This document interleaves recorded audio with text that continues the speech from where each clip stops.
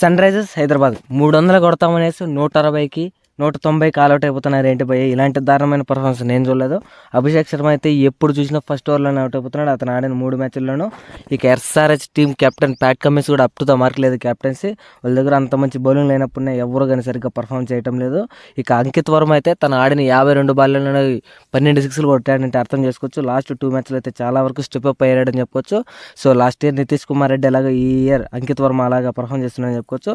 ఇక క్లాస్ని కూడా చెప్పుకోదగ్గ పర్ఫార్మెన్స్ ఇవ్వనప్పటికీ అతనైతే డీసెంట్ పర్ఫార్మెన్స్ చేస్తున్నాడు.